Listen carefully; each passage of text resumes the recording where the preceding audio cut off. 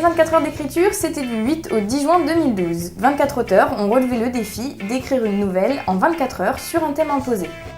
Nous avons suivi 3 des participants. Avec d'abord Pauline, qui est venue en train spécialement pour l'occasion. Je viens du Luxembourg, j'habite à Luxembourg-Ville et donc je suis venue du Luxembourg pour les 24 heures. Et je repartirai lundi matin très tôt. J'étais très zen jusque-là, mais l'angoisse commence un peu à monter en fait. Et Bénédicte alors, stressée? Je suis toute excitée moi, je suis vraiment super contente de faire ça. 24 heures d'écriture, moi qui peux tenir quand j'écris un peu, je tiens une demi-heure, 1 heure à tout casser, donc 24 heures c'est vraiment un défi. Je ne sais pas comment je vais être avec les autres, peut-être que je vais être très sauvage, mais peut-être que je vais parler. Pour finir, Frédéric, qui lui voulait participer à l'édition précédente. L'année dernière, j'ai suivi l'événement sur Internet. Donc cette année, je suis pris. Pour moi, l'expérience, c'est quelque chose de très excitant. C'est un concours, mais ce n'est pas une compétition. On va surtout être là pour vivre une expérience humaine aussi.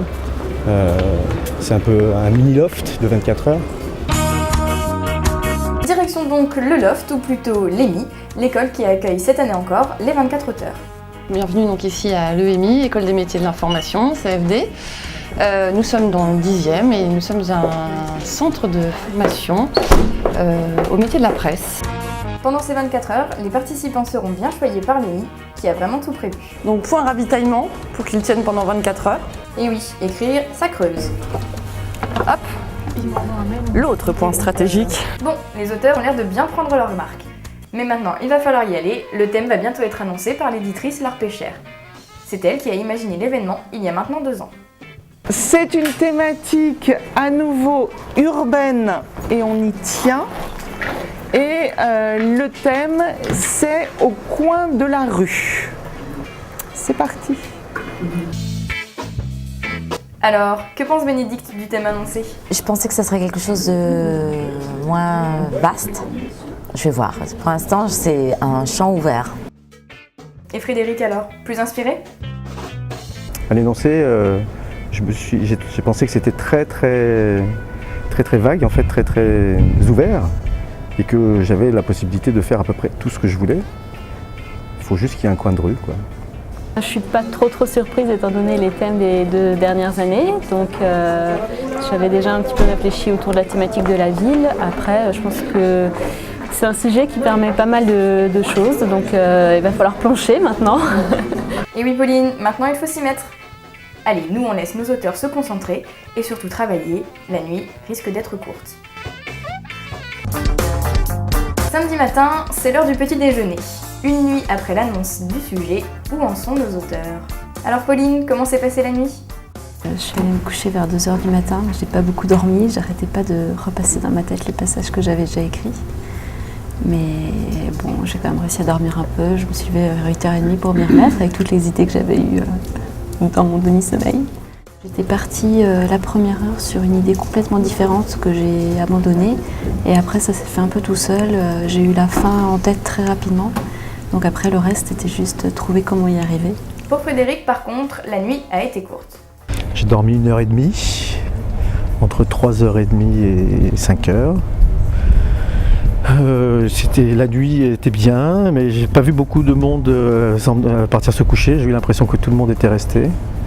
Il n'y a vraiment pas d'esprit de compétition. Dès qu'on peut céder, on cède. Non, c'est vraiment une belle expérience. Je suis passée par des phases de désespoir où j'avais l'impression d'être la petite chef de M. Seguin qui luttait contre le loup. Et à 4 h du matin, je me suis dit, ça y est, c'est passé. Enfin, et on a bien, la soirée s'est très bien passée, c'était très convivial. On n'a pas beaucoup travaillé, on a beaucoup parlé. Et puis ensuite, c'était parti. Pendant que certains peaufinent leur texte, d'autres impriment déjà et rendent petit à petit leur copie. Frédéric, lui, est un peu à la traîne. Oui, j'ai fini à 6h moins 10. Donc là, je suis en train de vider les 75 versions du document que j'ai laissé sur le bureau. Donc mon titre final, c'est Urbania. J'ai quelques fans qui ont eu la version en première et qui ont pu me faire leur retour. Donc voilà, ça m'a plutôt incité à être positif et à penser que c'était une belle histoire. Et Bénédicte, ses impressions après avoir rendu son texte? Je sais pas si je suis contente, pour l'instant je suis un peu dans les vapes. Donc, mais je suis contente d'avoir fini, d'avoir tenu ces 24 heures et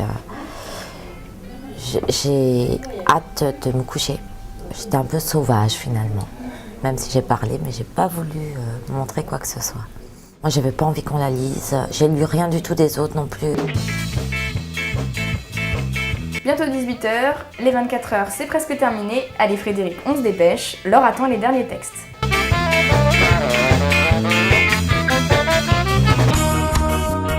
Voilà, c'est le moment de faire sa valise. Alors Pauline, contente d'avoir fini? Alors c'est rendu. C'était fini depuis un moment, donc les dernières heures ça a été surtout la relecture, des petits détails. J'ai eu l'occasion de le faire lire à des amis, donc c'était bien parce que j'ai eu leur réaction à chaud. Là je suis juste impatiente d'aller le faire lire, que quelqu'un le lise, de l'entendre, parce que c'est intéressant d'écouter son texte par quelqu'un d'autre et d'aller prendre une douche. C'est vraiment, je crois que tout ça n'attend plus que ça, quoi. Malheureusement pour Pauline et les autres, la douche devra attendre. Et oui, maintenant, direction les librairies partenaires de l'événement pour une lecture de leurs textes par des comédiens.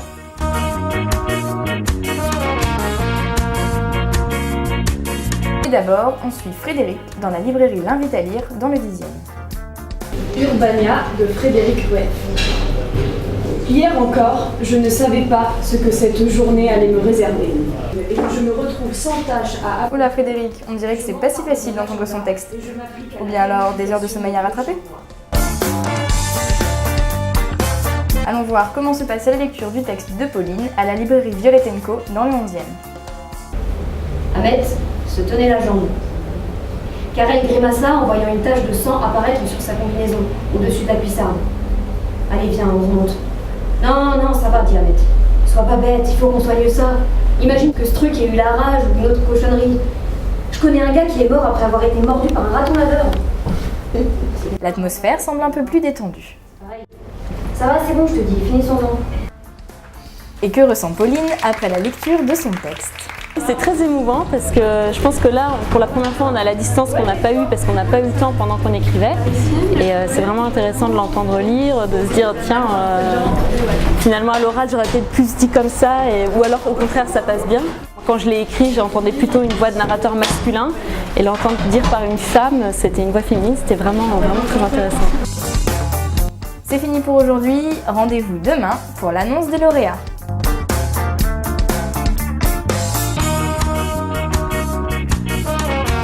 Dimanche 18h, tous les auteurs ont rendez-vous au point éphémère.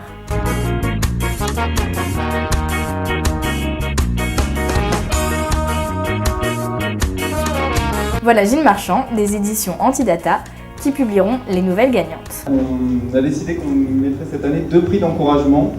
Donc le recueil publiera évidemment la nouvelle gagnante et ces 2 nouvelles-là, donc ça sera un petit recueil de 3 nouvelles. Et donc pour les deux prix d'encouragement, on vous donnera le nom du lauréat tout à l'heure, c'est Pauline Nagaya-Labuette qui a écrit donc 14-24.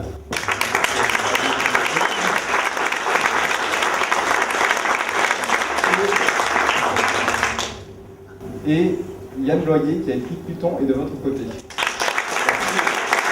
Et la nouvelle lauréate est Rencontre sous les tilleuls d'Anna Da Silva.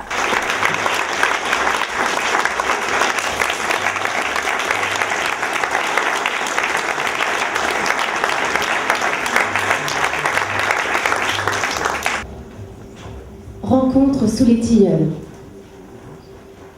Depuis plusieurs jours déjà, le tremblement s'intensifie. Voilà, les 24 heures d'écriture, c'est fini. C'est le moment de faire le bilan. Ça fait très plaisir. J'avais les jambes un peu flageolantes en montant sur scène parce que, comme l'a dit Anna qui a gagné, c'est impressionnant d'avoir tous ces gens devant soi qui ont lu le texte qu'on a écrit. En plus, il y a une publication à la clé, donc ça c'est vraiment super sympa. Je pense que ça va être vraiment impressionnant le jour où je vais avoir les mots que j'ai écrits sous les yeux dans un vrai livre et pas sur mon écran d'ordinateur. Et du coup, je vais revenir pour la signature au mois de septembre. Les lauréates des 2 ans passés, je trouvais que c'était aussi conventionnel. Je trouve que c'est très conventionnel comme écriture. Je trouve que ça manque un peu de peps, quoi, de quelque chose qui dérange, qui remue, même si c'est poétique. Hein. J'ai adoré. Non, vraiment, c'est une super expérience et je suis vraiment contente. Je pense que tout le monde avait sa place comme lauréat quelque part. En tout cas, moi, pour celle que j'ai lue, j'en ai lu 4. Je pense qu'elles pouvaient toutes être lauréates quelque part. Donc, on aurait dû tous gagner comme dans les émissions de Jacques Martin.